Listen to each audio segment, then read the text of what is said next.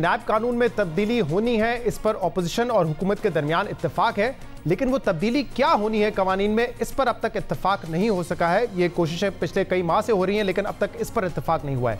अब एक 24 रुकनी कमेटी है जिसमें ऑपोजिशन अरकान भी हैं, हुकूमत के अरकान भी हैं, और कल इसकी दूसरी मीटिंग होगी। तो उसमें क्या पेशरफ्त होती है तो आगे जाके पता चलेगा। लेकिन हुकूमत का एक जो मसवदा है, जो ड्राफ्ट है इस नैब के ऑर्डिनेंस में तब्दीली लाने के लिए, वो अब मंजर आम पर आया है और उसमें कुछ इंटरेस्टिंग चीज़ें हैं। मिसाल के तौर पे इसमें यह कहा गया है कि वैसे तो नैब कानून के तहत नैब चेयरमैन को, डिप्टी चेयरमैन को और प्रोसिक्यूटर जनरल को एक्सटेंशन नहीं मिल सकती, लेकिन जो हुकूमत की तरफ से ड्राफ्ट सामने आया है उसमें यह कहा गया है कि इनकी जो पाबंदी है तौसी पर से, उसको ख़त्म किया जाएगा। जिसका मतलब यह है कि नैब चेयरमैन हो, डिप्टी चेयरमैन हो या प्रोसिक्यूटर जनरल, उनको एक्सटेंशन मिल सकेगी अगर ये ड्राफ्ट मंजूर हो जाता है और इस पर इत्तफाक हो जाता है।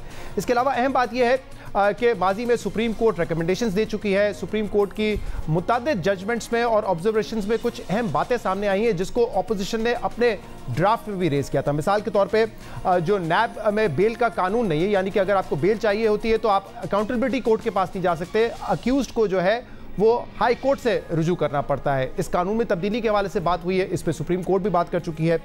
जो रिमांड का दौरानिया है वो 90 दिन का है और ऑपोजिशन ने कहा था कि इसको कम करके 14 दिन करना चाहिए।